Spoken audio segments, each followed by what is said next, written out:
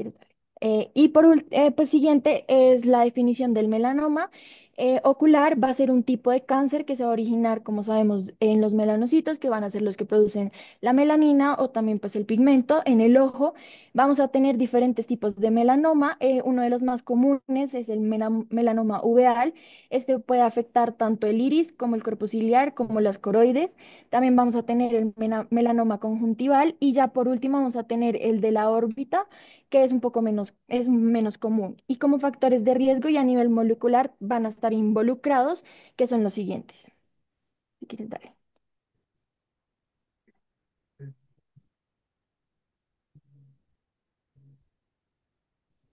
Si quieres, dale.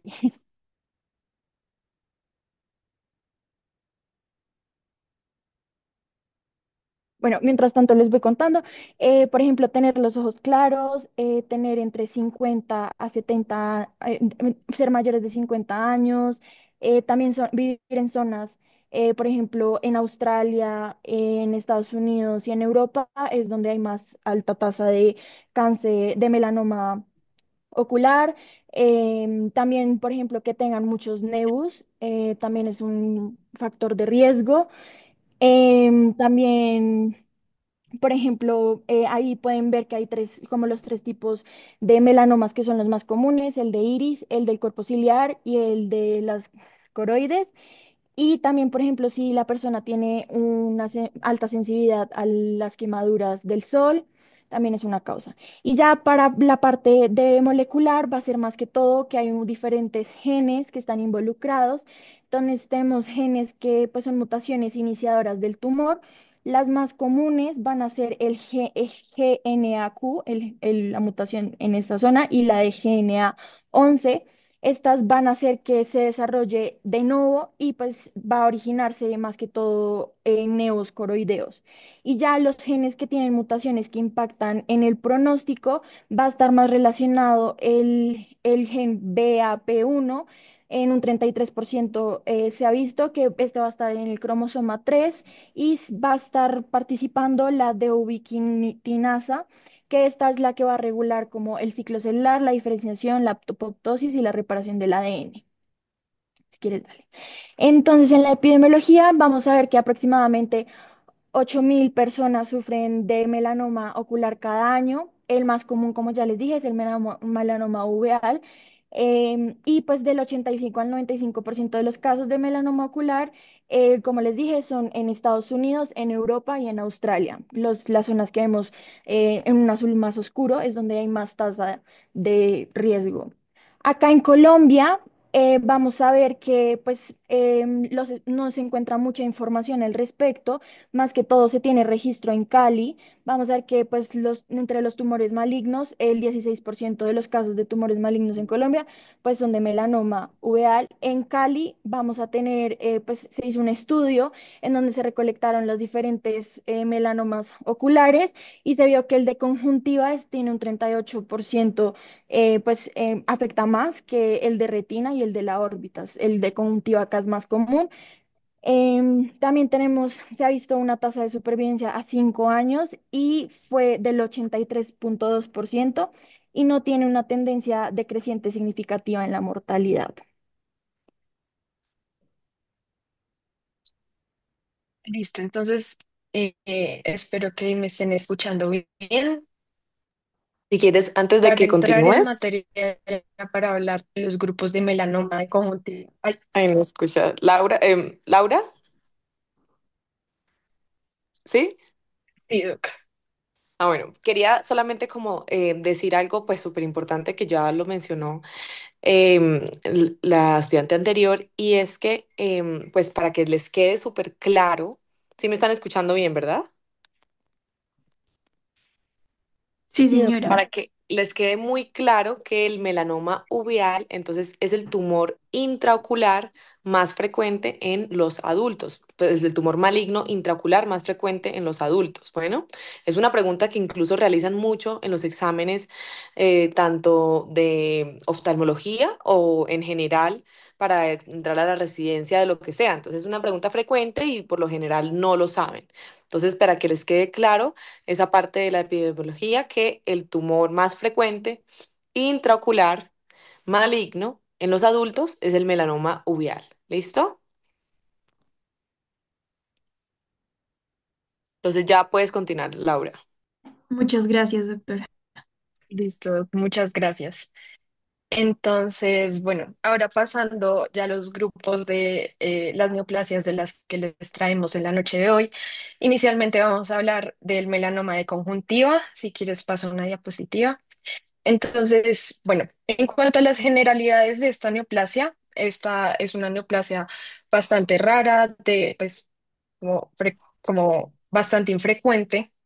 Puede originarse en diferentes ubicaciones. Encontramos que a nivel vulvar, como lo vemos en la primera imagen, es la presentación más común.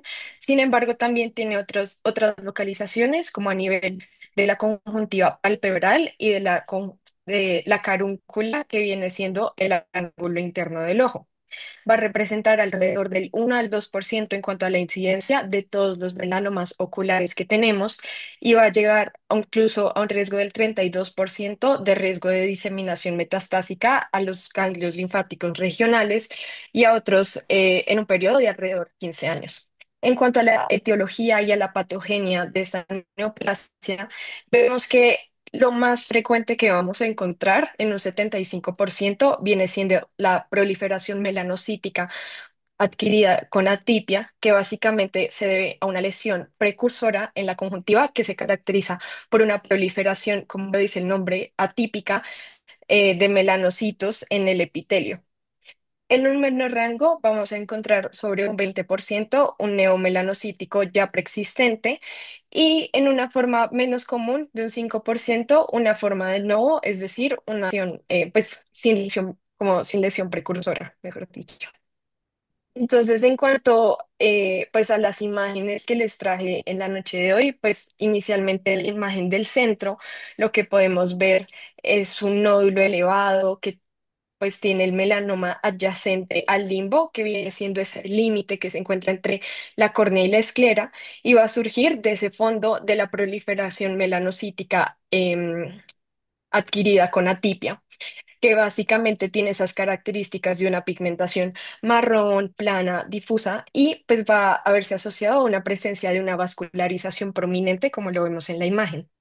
Asociado tenemos la placa histológica, que lo que muestra es el asterisco, como lo hemos señalado en amarillo, que básicamente va a ser el melanoma como tal, y vemos en las flechas más arriba, como lo más superior de la placa histológica, vendría siendo esa proliferación melanocítica adquirida con atipia. En cuanto a otros aspectos importantes, pues lo que encontré es que la edad de la presentación de esta neoplasia viene siendo sobre los 60 años, y dentro de los factores de riesgo principales de mayor importancia viene siendo la exposición a luz solar y a luz ultravioleta. Dale siguiente, por favor.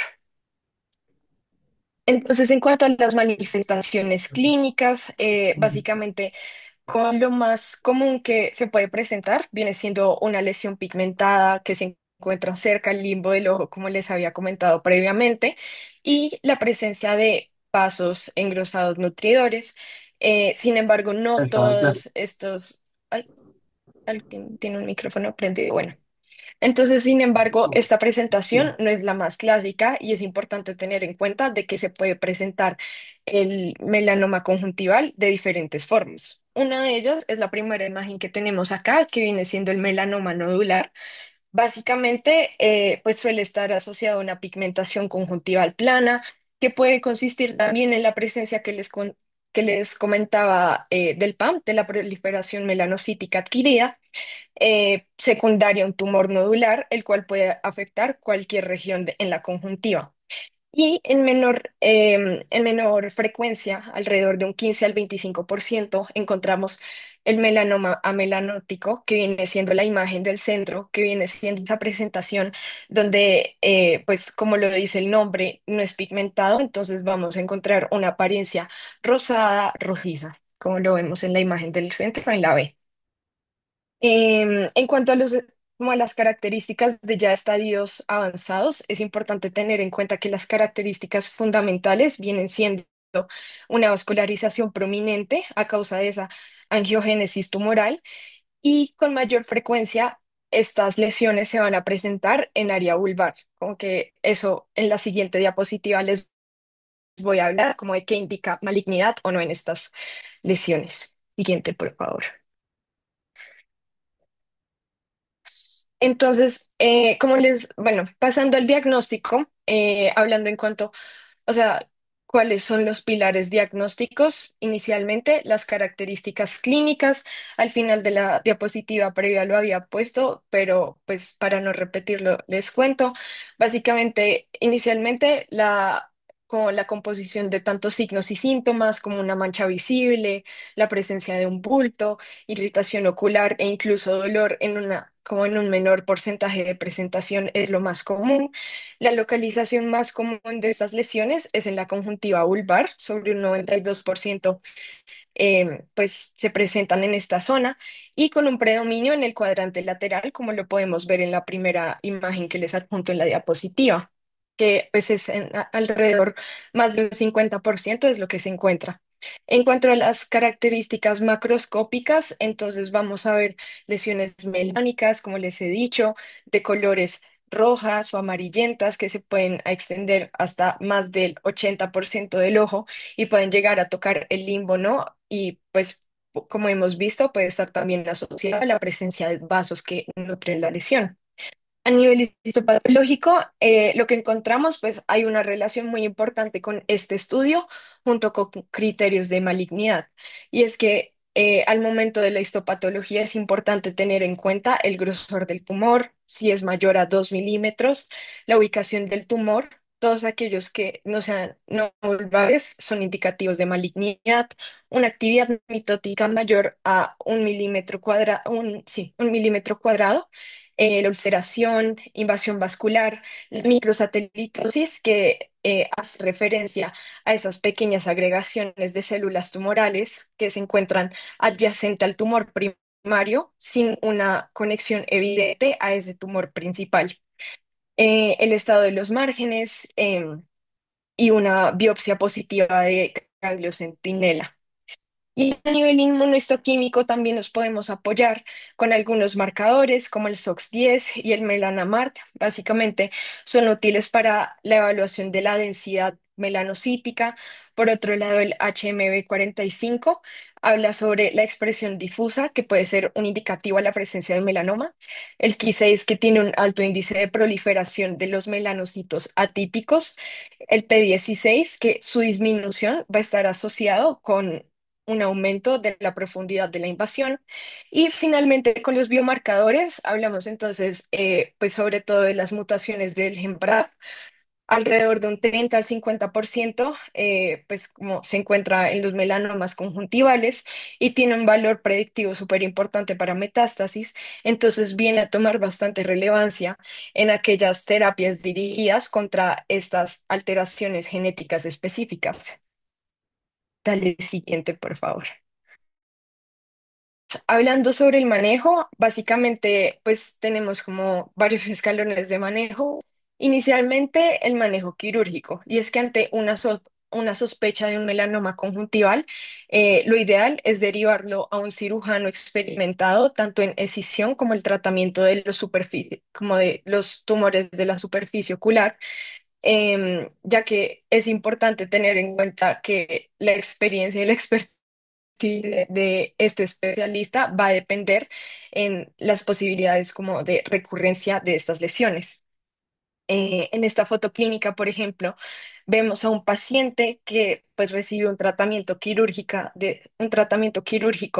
de su melanoma conjuntival. Inicialmente vemos antes de la cirugía cómo se observa el tumor, que se extiende pues por el limbo, afectando incluso hasta el epitelio corneal, y posterior a la cirugía se realizó una epitelectomía corneal junto a una biopsia y también pues lo que alcancé a revisar es que se realiza una escisión en bloque con técnica sin contacto, básicamente esto con el fin pues como de lograr un cicatrizado ideal, como lo vemos en la segunda imagen. Lo que describía el artículo que pues presenta ese caso es que posterior a un seguimiento de 10 años, pues se encontró que no había riesgo de recurrencia, que pues es lo ideal. Adicionalmente, como tratamientos complementarios, se puede usar la mitomicina C, que es útil como una quimioterapia tópica en dado caso de la presencia de enfermedad intraepitelial. Se puede realizar una reescisión si los márgenes son positivos para la presencia de un melanoma invasivo y se puede realizar la biopsia de un ganglio centinela. Sobre todo es útil para identificar la presencia de micrometástasis y en la ayuda de estadificación. Siguiente. Y ya hablando en cuanto a las complicaciones y el comportamiento como tal de pues de esta neoplasia, básicamente el melanoma conjuntival tiene un comportamiento muy agresivo y que tiene un riesgo de diseminación muy alto. El comportamiento de metástasis, por lo general, el más común, como la ubicación de metástasis más comúnmente como eh, dirigida por esta neoplasia, viene siendo hacia el ganglio linfático preauricular o al parótido, y en algunos casos, en un 27%, pues puede hacer diseminación metastásica linfática a distancia, llegando hasta pulmón, hígado, cerebro, hueso y piel, que pues realmente es un porcentaje muy alto. En cuanto a factores asociados al mal pronóstico, era lo que les mencionaba ahorita también, como en la comparación de la histopatología con los criterios de malignidad.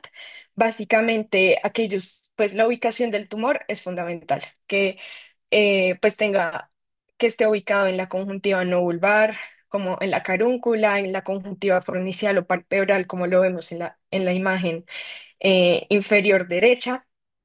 El mayor grosor del tumor, como les mencionaba, sobre 1,8 o 2 milímetros, ya nos indica malignidad, y la afectación del margen palpebral.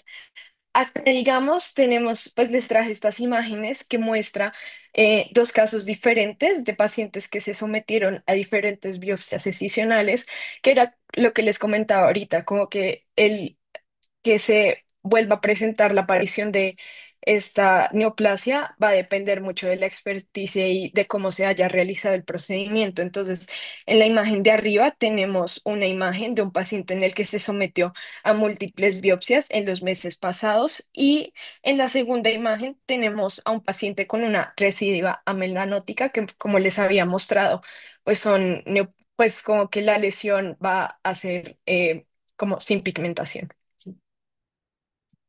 Listo. Siguiente. Bueno, entonces ahora tenemos al melanoma asociado a esclerosis espongiforme. Entonces, la esclerosis espongiforme es una degeneración no inflamatoria de la esclera que se asocia con el melanoma uveal. El melanoma uveal pues va a ser un melanoma que afecte el iris, el cuerpo ciliar o la coroides. Este pues se va a presentar como áreas blanquecinas en forma de uso dentro de la esclera que está en contacto o adyacente al melanoma, y también puede aparecer como pequeñas lesiones en las capas internas de la esclera o como áreas extensas que abarcan toda la zona en contacto con el melanoma. El melanoma del iris representa aproximadamente el 3 al 5% de los melanomas uveales.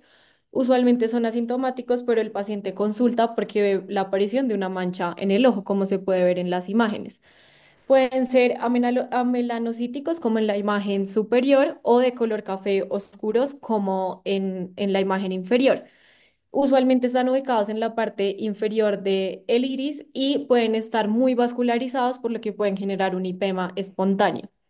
Como ya les dije, usualmente pues son así asintomáticos, pero pues la principal manifestación clínica es pues la aparición de la mancha y que la pupila se dirige en punta hacia la lesión. En cuanto al melanoma del cuerpo ciliar y de coroides, es el tipo de tumor maligno intraocular más común en adultos. Y estos se ven como una masa elevada, usualmente pigmentada, de color café oscuro en forma de cúpula. También pues pueden estar en la membrana de Bruch, que es la membrana interna de la coroides, y se pueden ver como una forma de hongo y pues se asocian principalmente a hemorragia subretiniana. También pues pueden simular un cuadro, en cuanto a sus manifestaciones clínicas, pueden simular un cuadro de desprendimiento vítreo, entonces pues causan miodes presopsias, fotopsias y pues visión borrosa. También pueden tener un vaso centinela, que es un vaso epiescleral dilatado, a menudo pues tortuoso en la región del tumor. Y pues en muchos casos también, al igual que los del iris, pues son asintomáticos. Entonces el hallazgo suele ser incidental. También pues es importante que un crecimiento significativo de un neoscuroideo preexistente o la aparición de lipofusina en la superficie o del líquido subretiniano puede generar preocupación y nos puede orientar a que puede ser una posible transformación maligna en un melanoma. En cuanto a las imágenes que les tengo acá, pues la imagen superior es un vaso centinela y la inferior es un melanoma amelanocítico. Usualmente pues son pigmentados, pero en este caso pues vemos uno amelanocítico. Ahora sí, siguiente, gracias.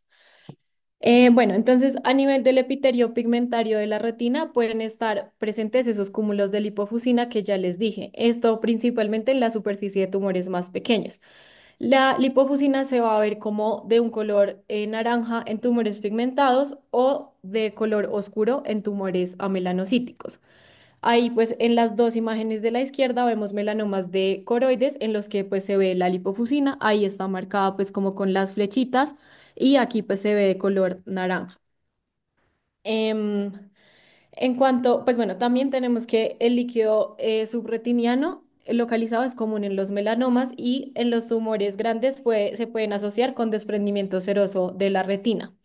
En la imagen del centro superior vemos que con el asterisco está señalado el tumor y el desprendimiento de la retina se observa en la parte inferior de la imagen señalada con las flechas blancas.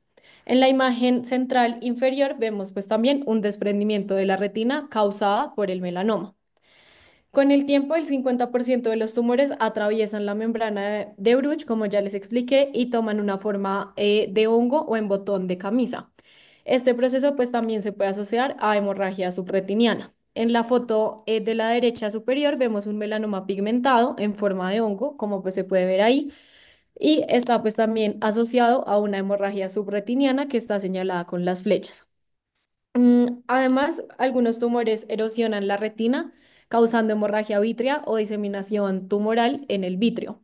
Ahí, pues, en la imagen de la derecha inferior podemos ver esto. En cuanto al diagnóstico, los más importantes, pues como en cuanto al examen físico, son la biomicroscopía con la lámpara de hendidura y la gonioscopia. En cuanto a la biomicroscopía, pues esta permite una evaluación detallada de las características superficiales de los tumores posteriores, incluyendo pues si tienen la lipofusina que ya les expliqué, el líquido subretiniano, si invaden la retina, invaden la retina y si comprometen el vitrio.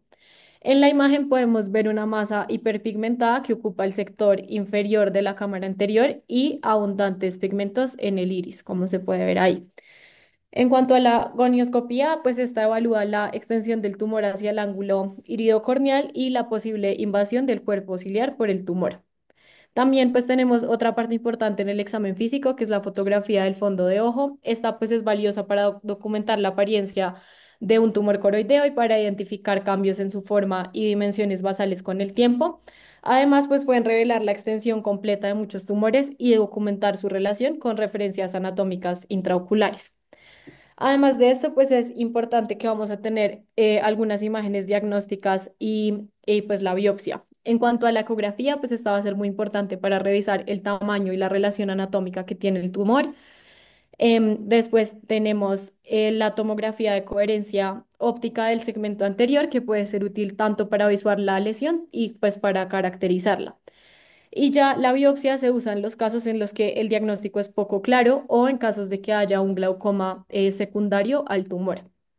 También vamos a, perdón, también vamos a tener ciertos predictores de malignidad, principalmente el gran tamaño, es decir, que tenga un grosor mayor a 3 milímetros o un diámetro mayor a 5 milímetros, que tenga vascularización intratumoral, el glaucoma secundario pues causado por el tumor, una catarata sectorial en el caso de que el tumor toque el cristalino y pues ya, siguiente.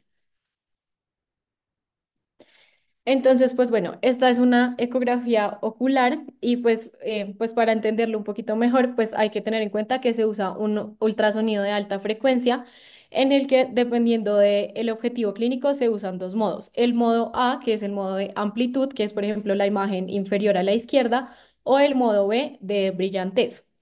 Entonces, la amplitud que nos va a mostrar. Esto muestra una representación unidimensional del ojo por medio de una gráfica. En esta, los ecos reflejados aparecen como picos de distintas alturas en función de la densidad y la distancia de las estructuras. Y ya, pues el modo de brillantez genera una imagen bidimensional que permite visualizar la anatomía interna del ojo mostrando tejidos y líquidos. En el caso de los melanomas del cuerpo ciliar y la coroides, se puede usar el modo de amplitud para medir la reflectividad interna del tumor y para determinar si este es sólido o si es líquido. Y el modo B, pues ya nos va a proporcionar la información sobre la forma del tumor, dónde está localizado, si hay extensión extraescleral o si el líquido, o pues si tiene líquido subretiniano asociado. El modo de amplitud usualmente va a revelar un patrón tumoral sólido con ecos iniciales de alta amplitud y reflejos internos de baja amplitud, como la que se puede ver en la imagen a la izquierda abajo. Y el modo B, pues va a mostrar el tumor en forma de cúpula o en botón de camisa, como el que ya les había explicado, que son pues los que están a la derecha. Y ya en la imagen de la izquierda arriba podemos ver un melanoma del iris. Y pues ya en cuanto a la tomografía de coherencia óptica, esta va a ser útil en el desarrollo del diagnóstico diferencial, ya que esta pues puede revelar cambios degenerativos en el epitelio pigmentario retiniano y en los fotorreceptores en lesiones de larga evolución, lo que las hace menos probables pues de ser melanomas pequeños. También pues permite identificar la presencia de lipofusina y de líquido subretiniano en tumores melanocíticos coroideos sospechosos. Sin embargo, pues esta no alcanza la parte posterior del iris, por lo que no es tan útil como la ecografía.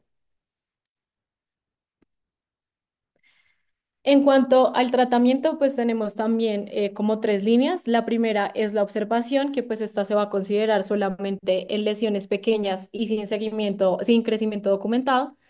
Y pues en este caso lo que hacemos es un seguimiento con ecografía y en caso de que la lesión aumente de tamaño o aparezcan signos de malignidad, se realiza el tratamiento activo.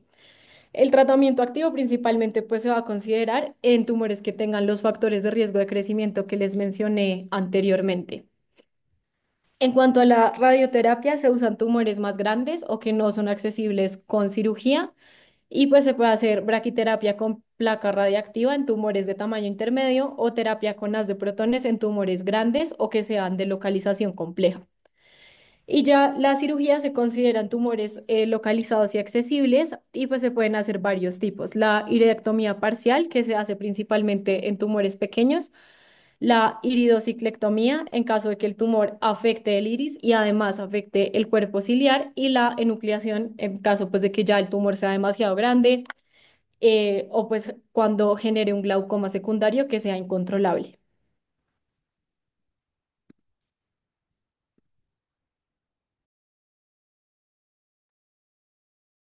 Listo. Entonces, ahora vamos a pasar a hablar sobre las neoplasias melanocíticas del párpado. Si quieres, dale siguiente, por favor.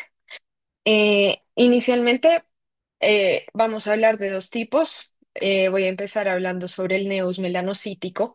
Básicamente se caracteriza por ser un grupo de proliferaciones benignas de melanocitos que van a tener como presentación común en la zona del párpado, de los párpados. Se pueden clasificar por dos grupos según la edad de aparición. Inicialmente puede ser o de forma congénita, es decir, que se presenta al nacer o un poco después de eso, o adquiridos que vienen siendo ya pues aquellos que se van a manifestar en la adolescencia o en la adultez.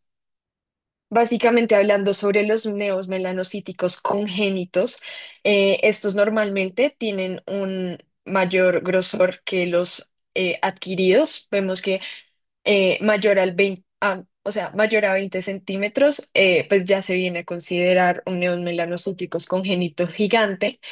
Y es importante tener en cuenta el tamaño, ya que el tamaño va a ir muy de la mano del riesgo de tener un melanoma. Va a estar como es proporcional, mejor dicho. Y en esos casos, por lo que se recomienda, lo que se recomienda sería un seguimiento cercano y considerar en algunos casos la decisión quirúrgica. Por otro lado, en adultos, es decir, ya los nuevos adquiridos, vendrían siendo presentados como lesiones lisas, que en ocasiones se van a ver hiperpigmentadas en el borde palpebral, como lo podemos ver en la imagen que tenemos en la izquierda. Siguiente, por favor. Listo. Entonces, a nivel histológico, lo que tenemos es que, pues, inicialmente estos nevos inician como lesiones maculares, se van a ir evolucionando a medida de que, pues, pasa la edad. Se van a componer por células névicas, por melanocitos especializados con forma redonda. Estos, como podemos ver, se van a ver de forma agrupada, que van a contener melanina de pues, cantidades variables y pueden llegar a invadir incluso estructuras anexiales, paredes vasculares, el perineuro, entre otras estructuras de importancia. Siguiente.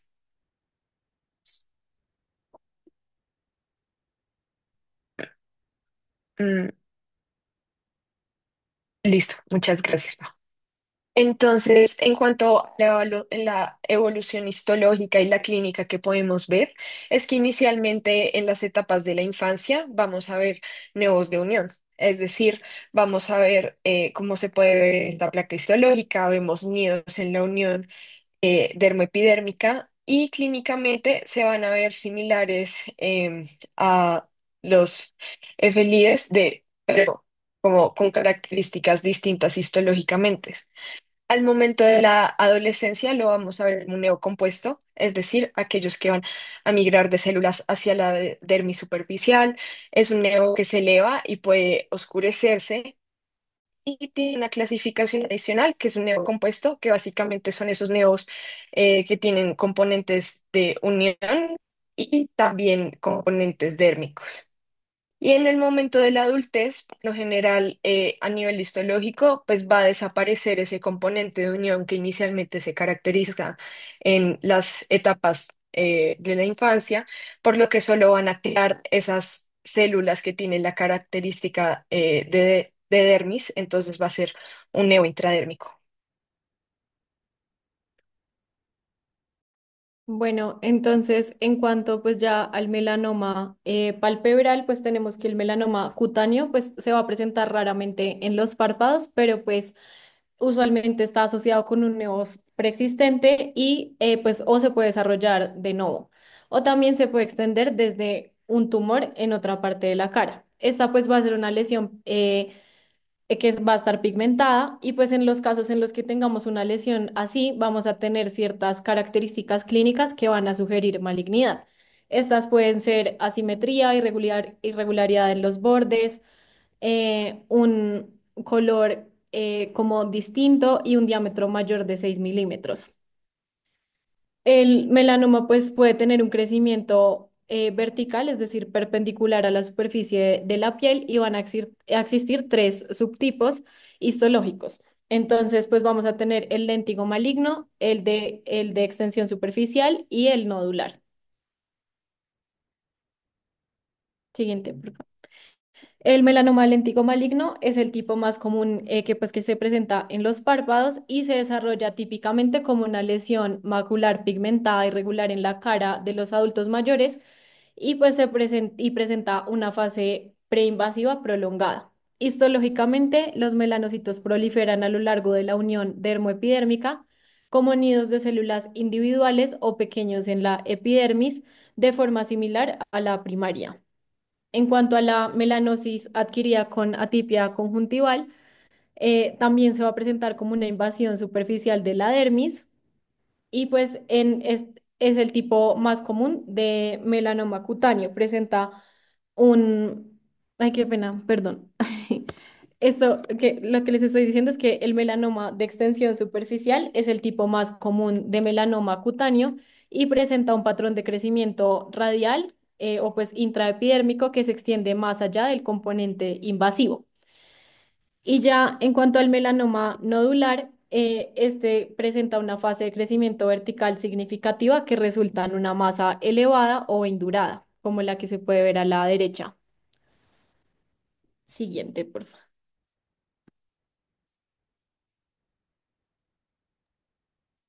Listo. Entonces, hablando ya sobre los aspectos diagnósticos de estas lesiones, inicialmente el diagnóstico se realiza mediante la clínica y es que pues se debe tener una sospecha clínica inicial de un melanoma en una lesión pigmentada del párpado mediante las características clínicas que se encuentren al examen físico.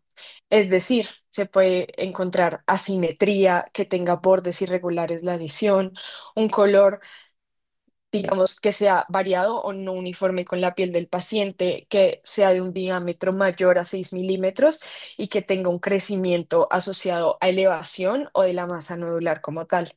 Y por otro lado, la ecografía ocular, por lo general, está indicada en casos cuando se extiende la lesión hacia estructuras más profundas, como en áreas del párpado o de la órbita, y también en casos cuando esa misma masa impide la visualización directa del globo ocular, por lo que la ecografía ocular termina siendo muy útil justamente para evaluar el grosor, el tamaño e incluso la forma interna de la lesión.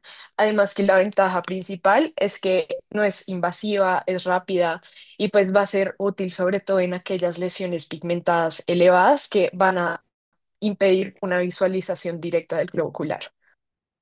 Siguiente, por favor. Listo. Por otro lado, tenemos la angiografía con fluoresceína. Básicamente va a estar indicada en aquellos casos donde hay una afectación directa a la conjuntiva, a la coroides o incluso a la retina, secundario a la presencia de esa lesión.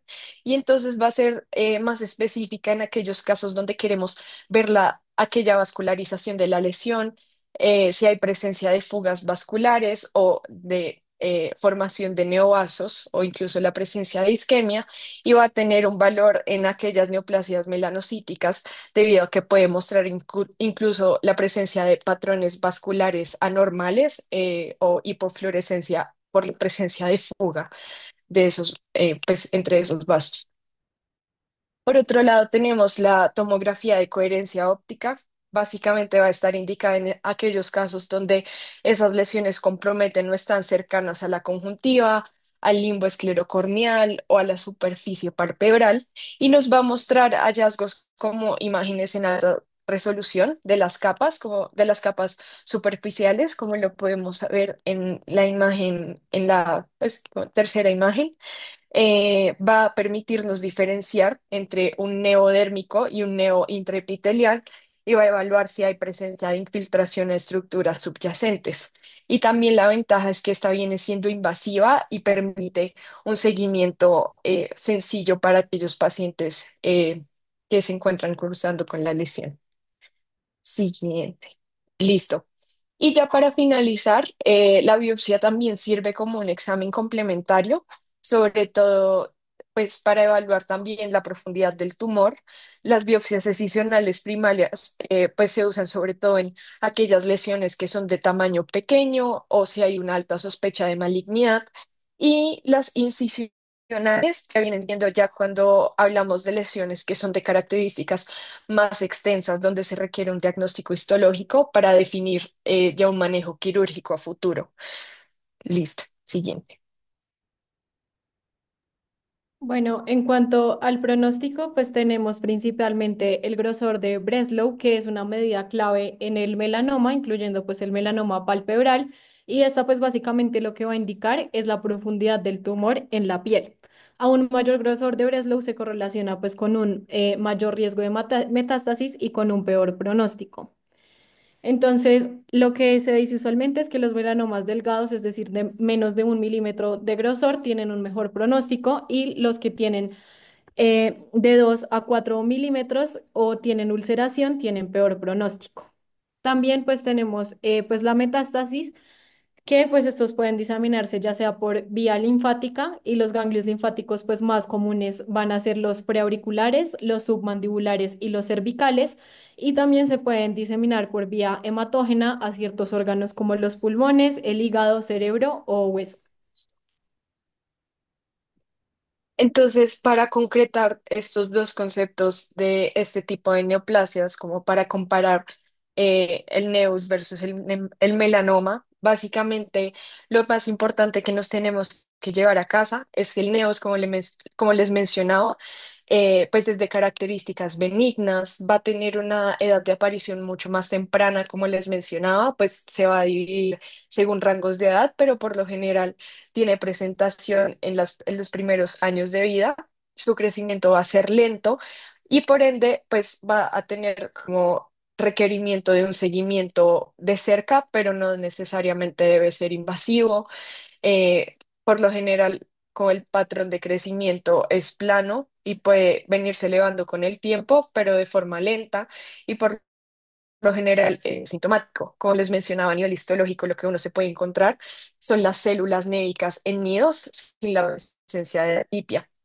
Por otro lado, el melanoma maligno, pues puede ser incluso potencialmente mortal, puede comúnmente presentarse en adultos mayores, aunque también puede, como no quedan exentas las otras edades, porque puede aparecer en cualquier edad.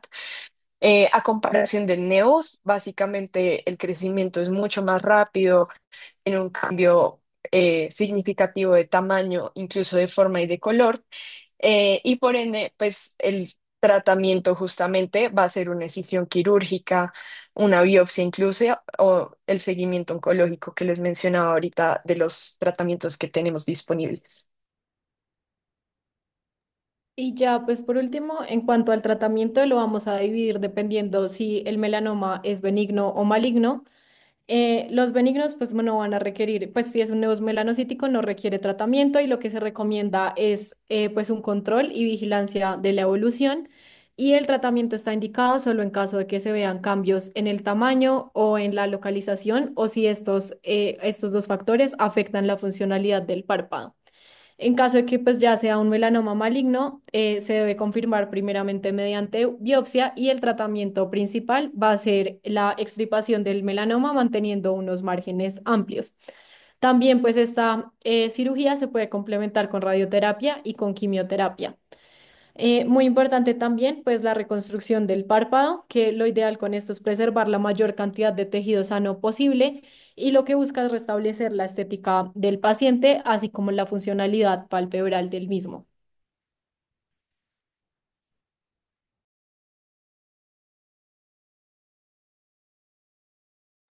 Bueno, ahora vamos a hablar del melanocitoma del nervio óptico. Si quieres, dale. Como manifestaciones clínicas, pues es muy difícil, pues el paciente más que todo es asintomático y se detecta en un examen de rutina haciendo un fondo de ojo. Vamos a poder observar una lesión benigna de color negro intenso que puede llegar a variar tanto de forma como de tamaño y está más que todo ubicado en el disco óptico. Es más común que se encuentre unilateral. Este es el caso de un paciente en donde se presentó una lesión negra intensa ubicada de manera excéntrica en el borde superotemporal, pero el paciente no presentaba como ninguna manifestación clínica, pero que puede llegar a presentar si llega a ser ya muy grande el tamaño y pues la forma. Pues puede haber pérdida de visual, que es algo muy raro y pues ya es en casos muy severos ya que puede haber compresión del nervio óptico, también puede haber defectos del campo visual, que está asociado al tamaño y también a la extensión, y complicaciones locales que pueden haber edema, exudación retinana, etcétera.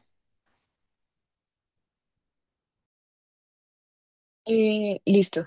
Siguiente. Entonces, para hablar sobre el diagnóstico del melanocitoma del nervio óptico, inicialmente con lo que se puede realizar, típicamente se realiza mediante oftalmoscopia, como lo podemos ver en la primera imagen, en la superior izquierda, encontramos una lesión pigmentada que tiene una superficie irregular con edema, que en ocasiones se puede ver una transiluminación debido a la alta densidad de melanina y una evolución lenta.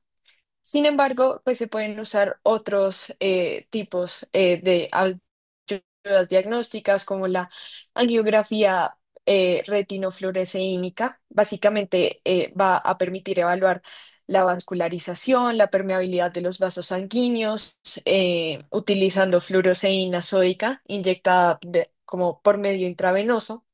Y se pueden encontrar diferentes patrones como la hipofluorescencia o la autohipofluorescencia, que básicamente se debe a como según la cantidad de melanina que pues tengamos en estos casos.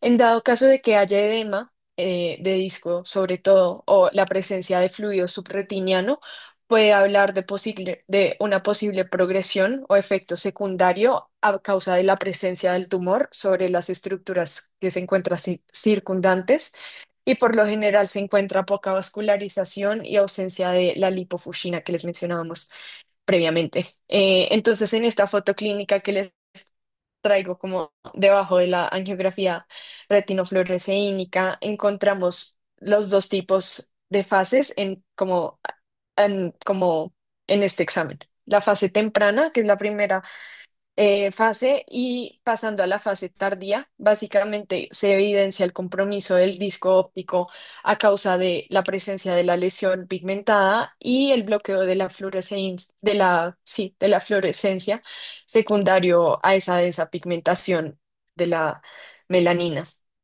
Por otro lado, también se puede realizar la ultrasonografía ocular, que va a evaluar la estructura y las características del melanocitoma.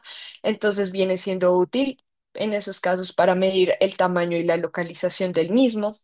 Se puede ver como una masa sólida, como lo vemos en la imagen, de características bien definidas y con una reflectividad interna. Sin embargo, las limitantes de este examen es que no se puede diferenciar como tal el melanocitoma de otras lesiones elevadas y tampoco se puede evaluar la extensión que tiene.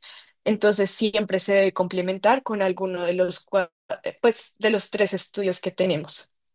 Por otro lado, también, pues, la tomografía de coherencia óptica permite evaluar, pues, gracias a la alta resolución de la retina y el nervio óptico que permite apreciar, siendo útil sobre todo para detectar las complicaciones asociadas.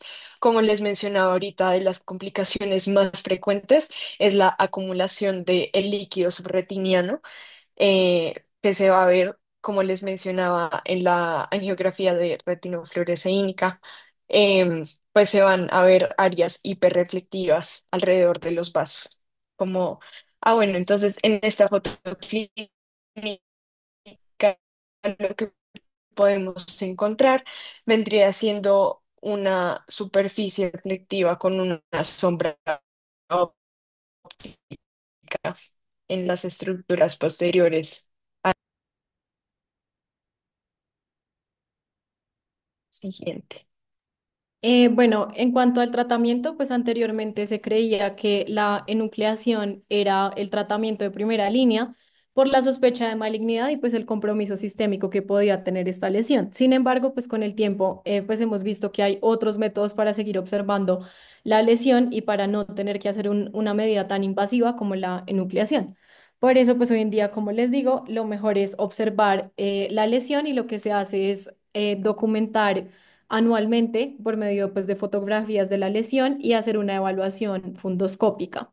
También pues indagar por posibles síntomas que sugieran una progresión de la lesión, como pérdida de la visión o pues otros síntomas que puedan ser causados, que ya explicó mi compañera antes. También pues es importante tener en cuenta que en algunos casos es necesario realizar una biopsia con aguja fina y posteriormente pues hacer la enucleación en caso de que se confirme que la lesión sí es maligna.